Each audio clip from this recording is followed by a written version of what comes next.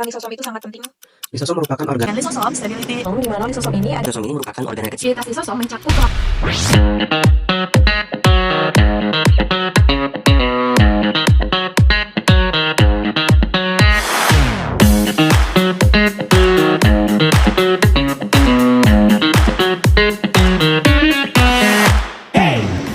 Assalamualaikum warahmatullahi wabarakatuh. Saya Salsa Sabila sebagai moderator untuk kita mempresentasikan hasil review jurnal dengan materi Key Mechanism in Lysosome Stability, Degradation, and Repair. Langsung saja ke pemateri pertama. Pada kesempatan kali ini, kami akan memaparkan materi mengenai salah satu organel penting dalam sel, yaitu lisosom. Lisosom merupakan organel bermembran yang terletak di dalam sitoplasma sel dan berperan sebagai pusat pencernaan serta daur ulang berbagai makromolekul seperti protein, lipid, karbohidrat, dan asam nukleat. Mekanisme pencernaan ini terjadi melalui dua jalur utama, yaitu endositosis untuk substrat yang berasal dari luar sel, serta autofagi untuk menghancurkan komponen intraseluler yang telah rusak seperti mitokondria. Lisosom mengandung lebih dari 60 jenis enzim hidrolase asam yang bekerja secara optimal dalam lingkungan asam dengan pH antara 4,5 hingga 5,5 untuk menjaga kestabilan serta mencegah kerusakan diri. Membran lisosom diperkuat oleh protein integral seperti LAMP1 dan LAMP2. Namun, apabila terjadi gangguan fungsi lisosom seperti kelainan enzim perubahan tingkat keasaman atau kerusakan membran, maka dapat memicu berbagai penyakit, terutama penyakit penyimpanan lisosom atau LSD. Salah satu contoh dari penyakit ini seperti Niemann-Pick. Selain itu, disfungsi lisosom juga dikaitkan dengan timbulnya gangguan autoimun, metabolik, hingga penyakit ginjal. Oleh karena itu, pemahaman mendalam tentang kestabilan serta mekanisme perbaikan lisosom sangat penting guna menunjang pengembangan strategi terapi baru, khususnya dalam dunia medis. Di sini saya akan menjelaskan tentang biogenesis dan degradasi dari organel bernama lisosom. Sebelum kita memasuki ke detail prosesnya, yuk kita pahami dulu konsep-konsep dasarnya. Lisosom ini merupakan organel kecil dalam sel yang berfungsi seperti tempat daur ulang. Di dalam lisosom terdapat enzim-enzim pencerna yang mampu memecah berbagai bahan seperti protein rusak, organel yang sudah tua, dan zat asing menjadi komponen kecil yang bisa dipakai kembali oleh sel. Kemudian, proses terbentuknya lisosom ini disebut sebagai proses biogenesis lisosom.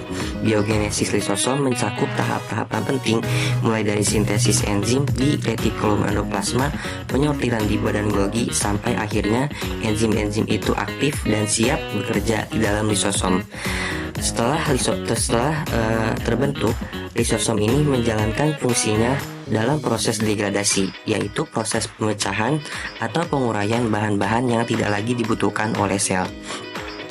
Dengan cara ini, lisosom membantu menjaga kebersihan, efisiensi, dan keseimbangan fungsi di dalam sel. Nah, untuk proses-prosesnya, yang pertama ini terdiri dari sintesis dan pentandaan yang terjadi di badan Golgi.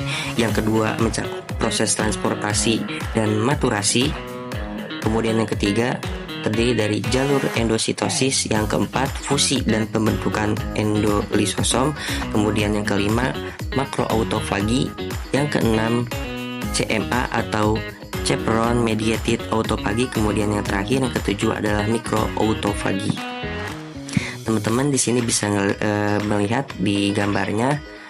Untuk nomor 1 di situ dijelaskan tentang proses sintesis dan penandaan yang terjadi di badan Golgi. Di mana di nomor pertama ini di retikulum endoplasma tepatnya disintesis dua komponen utama, yaitu protein membran lisosom dan proenzim hidrolitik. Dari sana mereka dibawa ke yang namanya cis Golgi, lalu proenzim diberi kode alamat berupa gugus manosa 6 fosfat. Di transgolgi ini, kode ini dikenali oleh reseptor M6P dan dikemas dalam vesikel berlapis klatrin. Kemudian pada bagian 2 di nomor 2 ini dijelaskan proses transport dan maturasi endosomal. Pada tahap ini, vesikel menuju early endosome yang ditandai dengan EE, yaitu organ penyortir utama sel. Disinilah maturasi endosomal terjadi. Komponen membran menjadi berubah dan pH lumen mulai turun sehingga mempersiapkan enzim untuk menjadi aktif. Nah, kemudian yang ketiga ini adalah proses dari rute endositosis. Selain jalur utama dari retikulum endoplasma dan Golgi, ada juga jalur alternatif yang digunakan oleh protein lisosom, terutama jika protein tersebut sempat keluar ke luar sel. Nah, bagaimana itu bisa terjadi?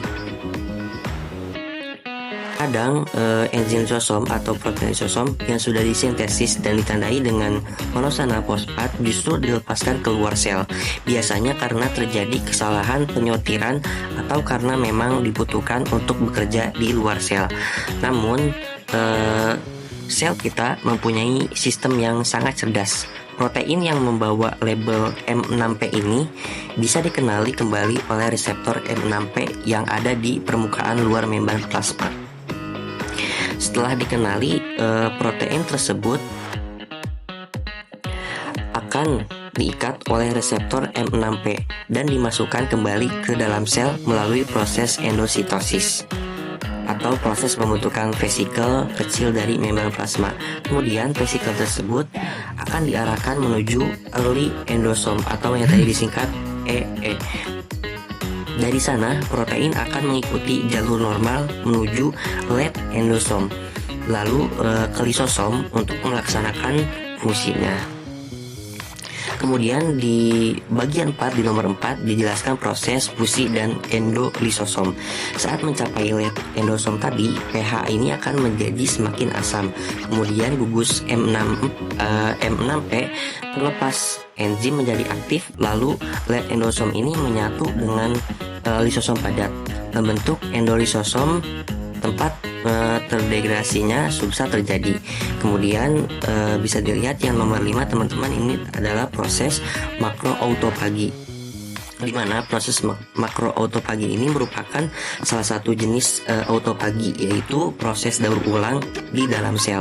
Makroautofagi secara khusus ini bertugas menangani sampah besar di dalam sel seperti organel sel yang rusak, misalnya mitokondria yang sudah tua, agregat protein, misalnya gumpalan protein yang tidak terpakai lagi, kemudian benda asing gitu seperti bakteri atau virus. Kemudian bagaimana prosesnya itu bisa terjadi? Yang pertama ini dengan cara pengenalan target. Sel ini akan mengenali bagian yang harus dibersihkan, contohnya mitokondria yang rusak. Nah, sel ini akan mengenali bagian yang harus dibersihkan, seperti tadi contohnya mitokondria. Kemudian sebuah membran ganda akan terbentuk dan mengelilingi target tersebut, membungkus sepenuhnya, dan kemudian hasilnya itu disebut sebagai autofagosom. Nah, fungsi selanjutnya ini akan terjadi fusi dengan lisosom. Nah, autofagosom ini kemudian akan berfusi dengan lisosom membentuk autolisosom. Di sini isi yang dibawa akan didegradasi oleh enzim-enzim lisosom. Kemudian hasil akhirnya ini adalah komponen besar akan dipecah menjadi molekul-molekul yang lebih kecil seperti asam amino, asam lemak, dan gula sederhana yang bisa digunakan kembali oleh sel. Nah, kemudian di bagian ke-6 di sini itu dijelaskan tentang chaperone mediated autophagy atau biasa disingkat CMA. Ini merupakan salah satu bentuk autophagy yang tidak menggunakan vesikel seperti autofagosom yang sudah dijelaskan sebelumnya. Proses ini itu lebih sederhana dan langsung karena protein yang akan didaur ulang tidak dibungkus tetapi langsung disalurkan ke dalam lisosom. Kemudian bagaimana prosesnya bisa terjadi? Yang pertama ini pengenalan protein target. Sel ini akan memilih protein yang memilih urutan khusus atau motif khusus gitu yang disebut sebagai KFERQ. Nah, ini itu adalah tanda pengenal yang memberitahu bahwa protein tersebut bisa masuk ke jalur CMA tadi. Nah, protein bermotif KFRK ini akan dikenali dan diikat oleh chaperone bernama HSP70 atau panjangannya heat shock protein 70. Nah, kemudian di proses yang terakhir yaitu proses mikroautofagi. Nah, proses mikroautofagi ini merupakan jenis autofagi yang paling sederhana dan langsung dibandingkan jalur yang lainnya. Jika pada makroautofagi, sel membungkus komponen besar dalam vesikel, dan pada CMA protein disalurkan satu persatu lewat reseptor khusus, maka mikroautofagi ini bekerja dengan cara memasukkan materi langsung ke dalam lisosom melalui proses invaginasi atau pelipatan membran lisosom itu sendiri. Bagaimana proses itu terjadi? Yang pertama ini lisosom akan mendekati substrat yang kecil seperti fragmen protein, potongan kecil sitoplasma, organisme atau organisme langsung gitu ya, yang berukuran kecil seperti bakteri atau virus. Nah, kemudian membran lisosom ini akan melengkung ke dalam gitu. Prosesnya itu disebut invaginasi. Jika kita bayangkan seperti kantong yang mencepup ke dalam dirinya sendiri gitu. Substrat ini itu akan masuk ke lekukan tersebut gitu. Kemudian setelah itu substrat akan dikelilingi oleh membran lisosom dan akhirnya masuk ke dalam lumen lisosom. Dan yang terakhir ini tadi setelah masuk enzim ini di dalam lisosom akan menghancurkan substrat menjadi molekul yang lebih kecil. Baik, selanjutnya ada substrate delivery to the lisosom, di mana lisosom ini adalah organel penting dalam sel yang berfungsi sebagai pusat pencernaan dan daur ulang. Untuk bisa bekerja, lisosom membutuhkan substrat, yaitu zat-zat yang harus dihancurkan. Nah, substrat ini dikirim melalui proses yang disebut dengan substrate delivery to the lisosom. Nah, kemudian di lisosom ini terdapat dua jalur utama ya, jalur pengiriman substrat ke lisosom itu ada dua jalur utama, yaitu yang pertama ada endositosis, yaitu pengiriman dari luar sel, dan ada autofagi, yaitu pengiriman dari dalam sel, baik itu komponennya rusak ataupun berlebih. Baik, selanjutnya kita masuk ke mekanisme jalur pengiriman substrat ke lisosom. Yang tadi ada dua ya, tapi aku bakal bahas satu-satu. Yang pertama ada mekanisme endositosis, di mana di sini terlihat dalam gambar ilustrasi bahwasanya zat asing akan masuk ke dalam sel melalui vesikel dari membran sel, kemudian masuk ke endosom awal dan akhirnya menjadi matang menjadi endosom lanjut, di mana endosom lanjut ini akan menyatu dengan lisosom membentuk endolisosom. Enzim lisosom akan menghancurkan muatannya. Kemudian selanjutnya ada autofagi, di mana autofagi ini adalah mekanisme penghancuran komponen dalam sel. Nah, ini terdapat atau terdiri dari tiga jenis utama, yaitu makroautofagi, CMA, dan juga mikroautofagi. Oke, kita jelasin satu-satu ya. Yang pertama ada makroautofagi, di mana bisa terlihat dalam ilustrasi gambar juga bahwasanya komponen besar dibungkus oleh membran ganda membentuk autofagosom, di mana autofagosom ini akan bergabung dengan lisosom dan menghasilkan autolisosom yang di dalamnya terjadi penghancuran oleh enzim lisosom. Kemudian yang kedua ada CMA atau Carperon mediated autofagi, di mana di sini protein spesifik dikenali oleh Carperon HSP70, bisa terlihat ya di gambar. Kemudian yang nantinya akan dikirim langsung ke lisosom melalui LAMP2A. Tanpa vesikel hanya berlaku untuk protein tertentu dengan motif KFERQ. Kemudian yang ketiga itu ada mikroautofagi, di mana mikroautofagi ini lisosomnya melipat membrannya untuk menelan bagian kecil sitoplasma. Prosesnya langsung, cepat, dan juga efisien, jadi tidak perlu pembungkus atau Carperon. Nah, substrate delivery ini memastikan sel tetap bersih dan seimbang. Jika terganggu, maka bisa menyebabkan penyakit serius seperti Alzheimer, kanker, dan lainnya. Lisosom adalah pusat kontrol kualitas internal sel. Baik, selanjutnya ada gambar yang menjelaskan tentang 4 jalur utama degradasi yang dimediasi oleh lisosom, baik untuk protein dari luar maupun dari dalam sel atau intraseluler. Nah, jalur tersebut adalah yang pertama ada reseptor mediated endositosis, yaitu endositosis spesifik, di mana prosesnya itu molekul seperti protein dari luar, misalnya hormon atau enzim, dikenali oleh reseptor spesifik pada membran sel. Kemudian hasilnya setelah proses pengikatan, molekul dibawa masuk ke dalam vesikel atau vesikel endositik. Tujuan akhirnya, vesikel ini akan bergabung dengan lisosom, akan terjadi degradasi oleh enzim lisosom. Contohnya pada internalisasi LDL atau hormon melalui reseptor spesifik. Kemudian yang kedua ada pinositosis, di mana pinositosis ini endositosis non-spesifik. Prosesnya, membran sel melipat dan menangkap testosteron cairan ekstraseluler beserta zat terlarut secara non-spesifik. Hasilnya terbentuk vesikel kecil berisi cairan dan molekul larut tanpa reseptor khusus. Tujuan akhirnya vesikel ini mengarah ke lisosom untuk degradasi. Kemudian selanjutnya yang ketiga ada fagositosis, di mana prosesnya sel terutama fagosit seperti makrofag menangkap partikel besar seperti bakteri atau sel mati. Hasilnya akan dibentuk fagosom, kemudian bergabung dengan lisosom membentuk fagolisosom. Tujuan akhirnya isi fagosom akan dicerna oleh enzim lisosom. Contohnya pada sistem imun untuk pencernaan patogen. Kemudian yang keempat ada autofagi. Nah, autofagi sudah dijelaskan yang sebelumnya, untuk prosesnya itu sama seperti yang sebelumnya. Selanjutnya yaitu terkait stabilitas lisosom. Stabilitas lisosom mencakup kemampuan lisosom untuk mempertahankan integritas membran dan juga menjaga lingkungan internal yang tetap asam dan terkontrol. Bila membran lisosom rusak, maka ion H+ dan enzim lisosom dapat bocor ke sitoplasma yang dapat menyebabkan gangguan keseimbangan pH, stres oksidatif, dan juga kematian sel. Nah, berikut ini ada beberapa faktor yang dapat mempengaruhi stabilitas lisosom. Yang pertama, ROS atau Reactive Oxygen Species. Nah, lisosom ini kaya akan zat besi atau Fe2+ yang bisa memicu reaksi penton dengan H2O2 menghasilkan radikal hidroksil. Nah, yang sangat merusak membran lisosom. Tidak seperti mitokondria, lisosom ini tidak memiliki enzim antioksidan yang contohnya itu seperti SOD dan katalase.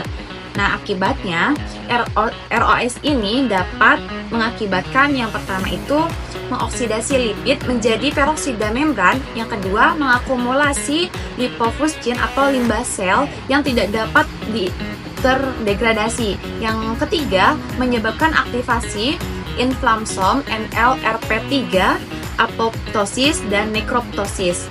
Dan yang terakhir yaitu dapat mengganggu pH lisosom dan mempengaruhi disfungsi autofagi.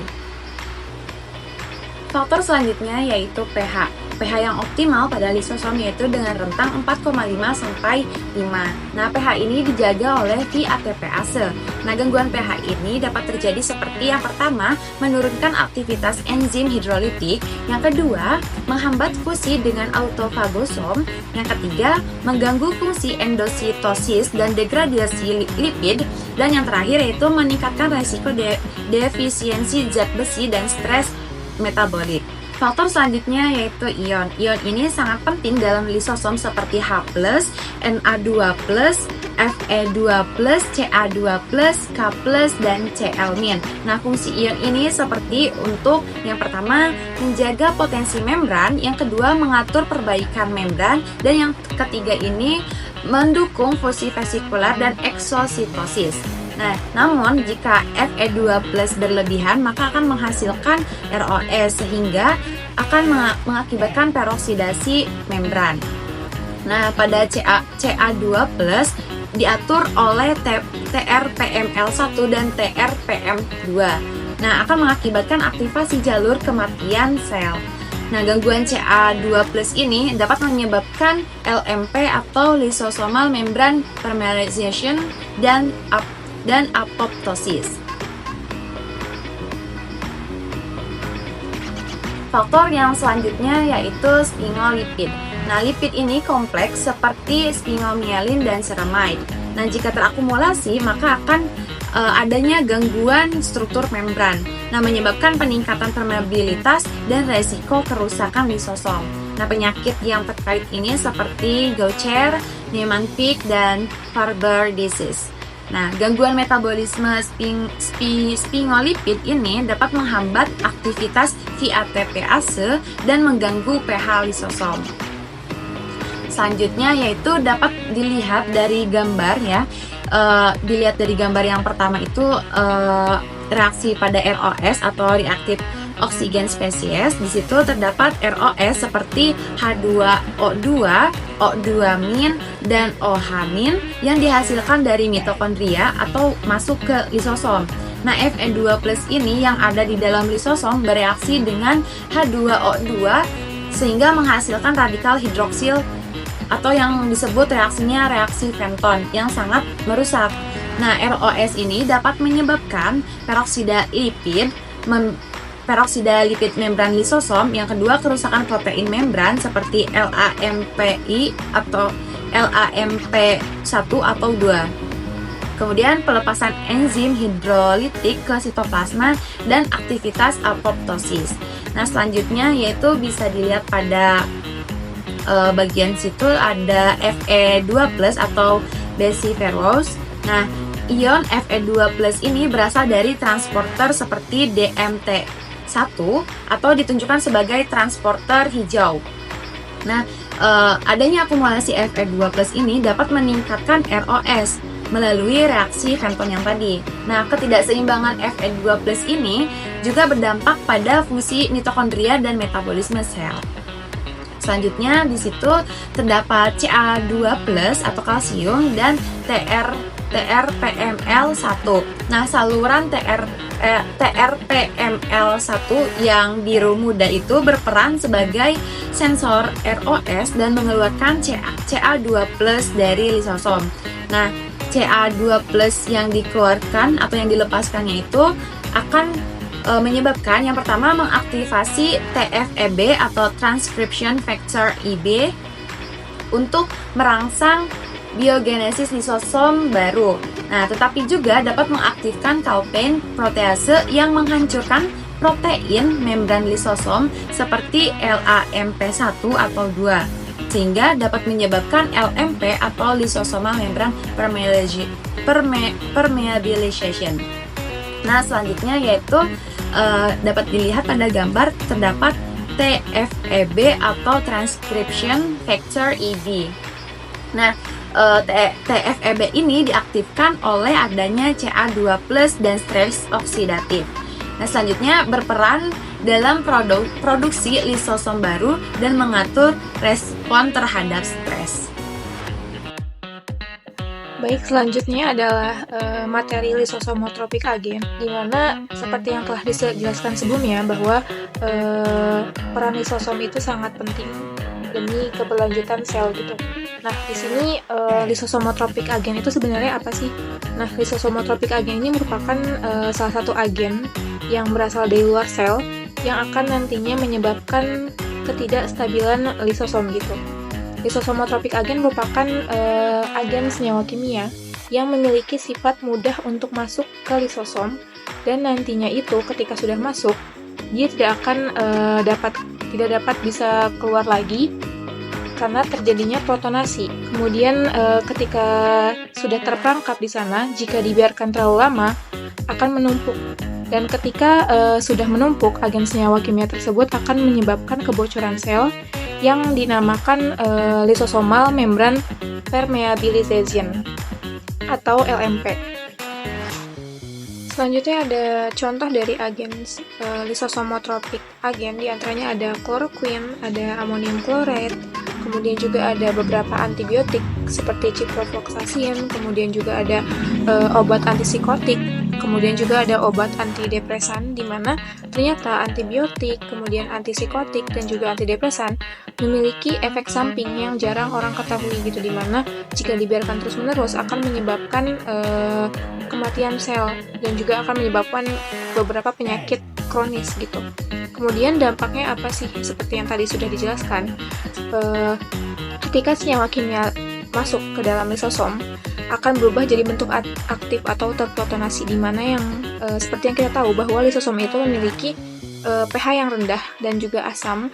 Kemudian banyak ion H+ di dalamnya, sehingga ketika senyawa kimia masuk, senyawa kimia tersebut yang awalnya bermuatan netral misalnya akan bermuatan positif dan aktif, kemudian juga tidak akan bisa keluar gitu, sehingga nantinya akan menumpuk di dalam sana dan akan menyebabkan kebocoran sel yang disebut LMP. Kemudian juga dampak keduanya bisa merusak membran lisosom, maksudnya adalah tadi kebocoran lisosom, kemudian juga akan memicu kematian sel atau apoptosis.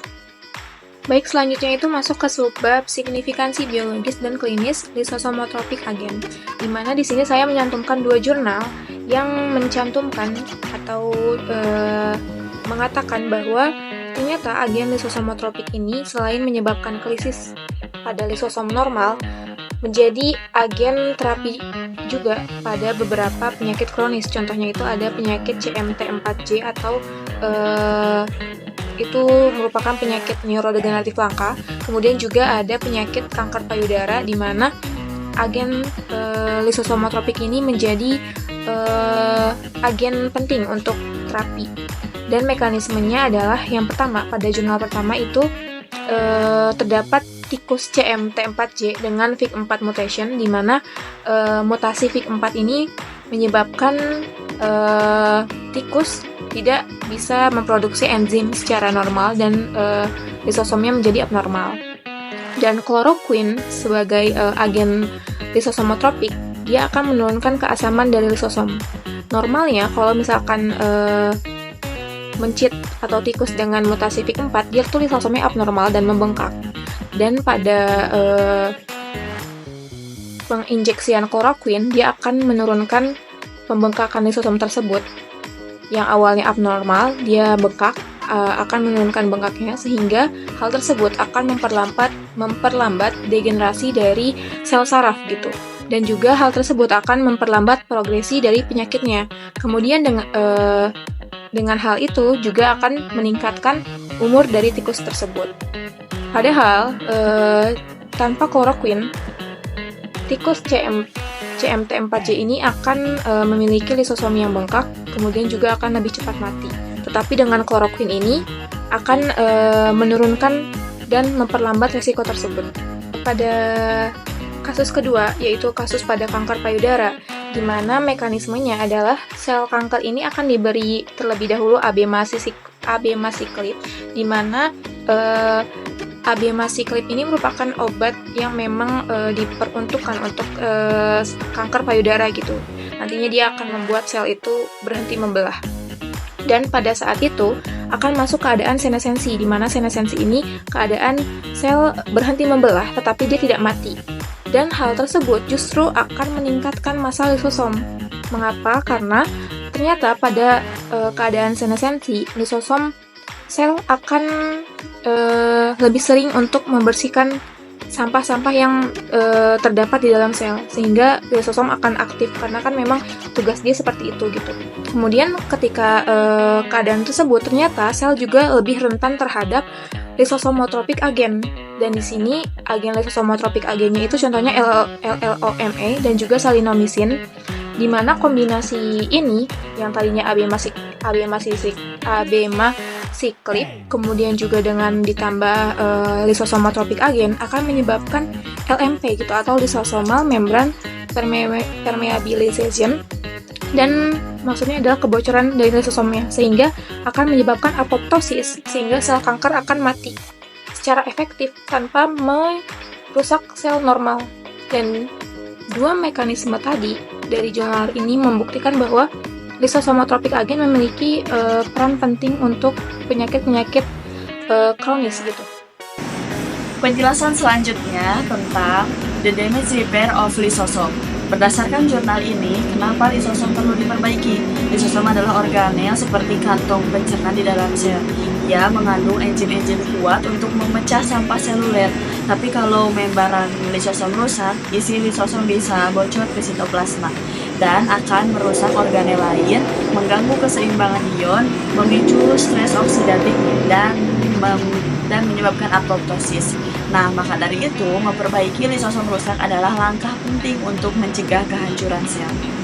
3 mekanisme utama perbaikan lisosom. Pertama, ISCRT Dependent Repair. perbaikan cepat pada kerusakan ringan. Ketika lisosom bocor, terjadi eflux Ca12 ke sitoplasma. Ion kalsium ini jadi alarm yang memanggil kompleks protein di SCRT ke lokasi kerusakan. Protein di SCRT seperti ALIX dan TSG 101 direkrut ke membran. Mereka membentuk seperti plester membran yang menambal luka kecil. Diperlukan untuk menghindari kerusakan menyebar.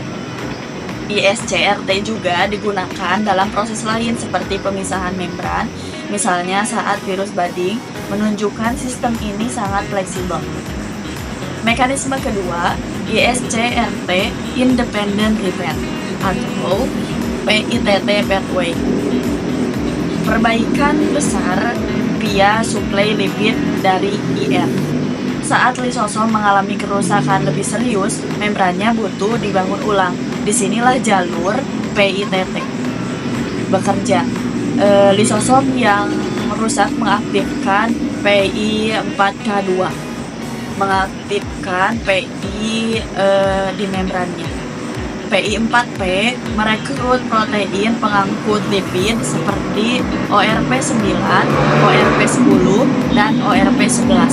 Mereka membentuk kontak dengan retikulum endoplasma sehingga terjadi transfer lipid dan akan memperbaiki membran lisosom.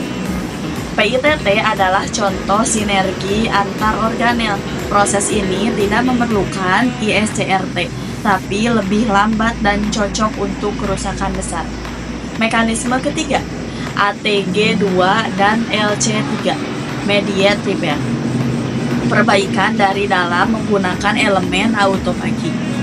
Protein autofagi seperti LC3 dan ATG2A atau B biasanya dikenal dalam pembentukan autofagosom. Tapi di sini mereka membantu stabilisasi lisosom dari dalam. LC3 menempel ke membran lisosom yang rusak. ATG2 berperan sebagai jembatan transfer lipid dari IR ke lisosom. Ini disebut juga LC3 associate phagocytosis. Phagocytosis like repair. Peran LC3 menunjukkan hubungan kompleks dari autofagi ke mekanisme pertahanan organel. Terus, kalau lisosom tidak diperbaiki bagaimana?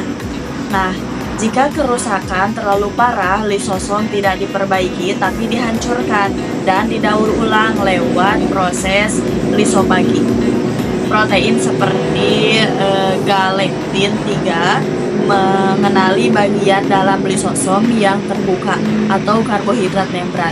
Lisosom rusak ditandai dengan ubiquitin, dikenali oleh reseptor autofagi. Dimasukkan ke autofagosom dan dihancurkan di lisosom lain. Nah, materi ini juga menjadi penutup penjelasan kita pada hari ini. Semoga apa yang kita jelaskan sekarang betul-betul bisa bermanfaat, khususnya bagi diri sendiri dan juga bagi banyak orang. Terima kasih, mohon maaf bila banyak kesalahan. Wassalamualaikum warahmatullahi wabarakatuh.